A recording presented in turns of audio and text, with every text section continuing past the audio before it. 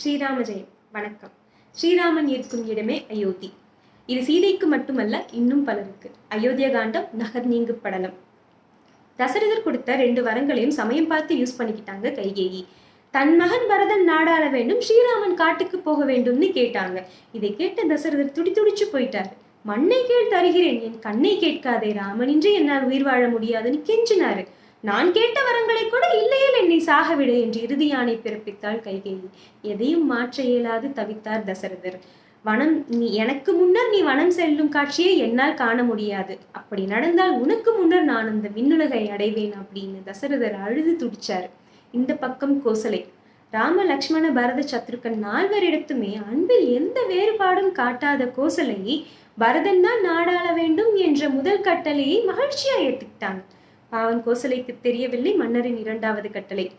தவசிகள் உரையும் காட்டிற்கு நான் அவசியம் போக வேண்டும் என்பதே சக்கரவர்த்தியின் 2வது கட்டளை என்று உரைத்தார் ஸ்ரீராமர். இதை கேட்டதும் உள்ளம் கொதித்து போனாங்களாம் கோசலை. புலம்பி தவித்த கோசலை, மன்னர் கட்டளையை குடிமகன் மீறுவது முடியாது, அதனால் நான் உன்னை தடுக்கவில்லை. ஆனால் நீ இன்றி இந்த உயிர் சுமந்து என்னால் இங்கு வாழ இயலாது, அதனால என்னை உன் கூட காட்டுக்கு கூட்டிட்டு போன்னு சொல்லிட்டாங்களாம். இந்த அரண்மனை வேண்டாம், அணிகலன்கள் வேண்டாம், எதுவும் வேண்டாம், ஸ்ரீராமன் நீ இருக்கும் இடமே எனக்கு அயோத்தி அப்படின்னு ராமனோடைய காட்டுக்கு செல்றதுக்கு அவங்களும் தயாரா இருந்தாங்க. கோசலைக்கு தெரிந்த செய்தி மக்களையும் எட்டியது. மக்கள் கதறி அழுதார்களாம். அவர்களின் அழுகை கடல் போல ஓடியதாம். கிள்ளையோடு பூவை அழுத கிளர் மாடத்து உள்ளுரையும் பூசை அழுத உருவரையா பிள்ளை அழுத பெரியாரை என் சொல்ல அப்படின்னு பூவு காய் பறவை எல்லாமே அழுதுச்சான். ஆனா ஸ்ரீராமரோட உருவம் கூட தெரியாத சின்ன குழந்தைங்க கூட கதறி அழுதுச்சான். அழுது முடித்த மக்கள் ஒரு முடிவுக்கு வந்தாங்க.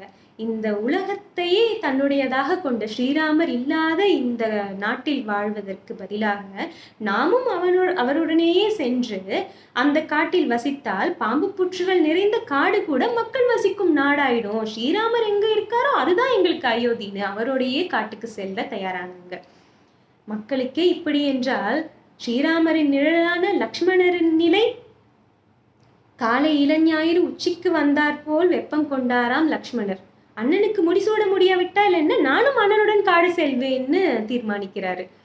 ராமரும் லக்ஷ்மணரின் தாயான சுமித்ரியை பார்க்க போறாங்க. ராமரோட வனவாச கோலத்தை பார்த்த சுமித்ரி கதறி அழறாங்க. ராமருக்கு என்றும் தோள் கொடுத்த லக்ஷ்மணர் தன் மனைவியை பிரிந்து அண்ணனுடன் காடு செல்ல முடிவெடுத்ததே எவ்வளவு பெரிய விஷயம்.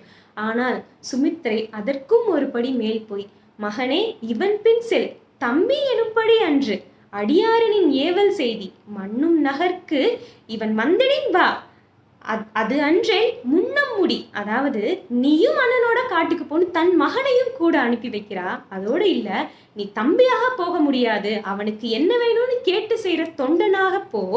இறுதியில் ஸ்ரீராமன் அயோத்தி வந்தால் நீயும் திரும்பி வா. அங்கு ஏதேனும் ஆபத்து ஏற்பட்டால் ஸ்ரீராமனுக்கு, அவனுக்கு முன் நீ செத்து போன்னு சொல்றாங்க. தன் மகனை பார்த்து இப்படி சொல்ற தாய் எங்க இருப்பாள்? ஸ்ரீராமன் இருக்கும் இடமே அயோத்தி என்று ஒவ்வொரு இடத்திலும் ப்ரூவ் பண்றாங்க. லக்ஷ்மணரும் கிளம்புறதுக்கு தயாராகிறாரு. ஆனால் ஸ்ரீராமர் அம்மா அப்பாவை நீதான் பார்த்துக்கணும், பரதனுக்கு ஹெல்ப் பண்ணணும்னு சொல்லி அறிவுறுத்துறாரு. அதற்கு லக்ஷ்மணர், நீருள எனினுள மீனும் நீளமும், பாருள எனினுள யாவும், நானும் சீதையும் யாருள எனினுளர் அப்படின்னு கேட்கிறாரு. அதாவது தண்ணி இருக்கிற வரைக்கும் மீனும் பூக்களும் இருக்கும், உலகம் இருக்கிற வரைக்கும் எல்லாருமே இருப்பாங்க, நானும் சீதையும் யார் உள்ள வரைக்கும் இருப்போம் நீ நினைக்கிறேன்னு பால தூக்கி ஸ்ரீராமர் கோட்லயே போட்டாங்களாம். ஸ்ரீராமரால மறுக்க முடியல. லக்ஷ்மணரும் உடன் வர ஒத்துக்கிட்டாரு. இறுதியாக சீதையை போய் பார்க்கிறாரு ஸ்ரீராமர். நடந்ததை எல்லாத்தையும் விளக்கி சொல்லி, நான் இன்றே வனவாசம் சென்று திரும்பி வருவேன், இன்றே வனவாசம் சென்று முடித்து திரும்பி வருவேன், அதுவரை நீ வேதனைப்படாமல் இருன்னு சொல்லிட்டாராம்.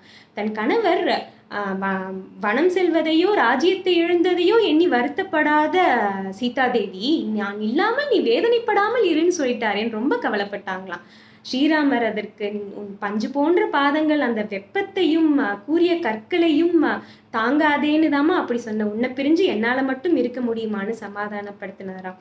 அதற்கு சீதாதேவி, நீ பிரிவினும் சுடுமோ அந்த பெருங்காடு, அப்படி நீ இல்லாம இருக்கிறது தான் எனக்கு கஷ்டம், அது எப்படி உன்னை விட்டுட்டு நான் இருப்பேன், நீ இருக்கிற இடம்தான் எனக்கு அயோத்தின்னு ஸ்ரீராமர் கூடவே சேர்ந்து புறப்பட தயாரானாங்களாம். கைகேயை தவிர முரத்தாழ அத்தனை பேருக்கும் தெரிஞ்சிருக்கு ஸ்ரீராமன் இருக்கும் இடமே அயோத்தின்னு. நன்றி.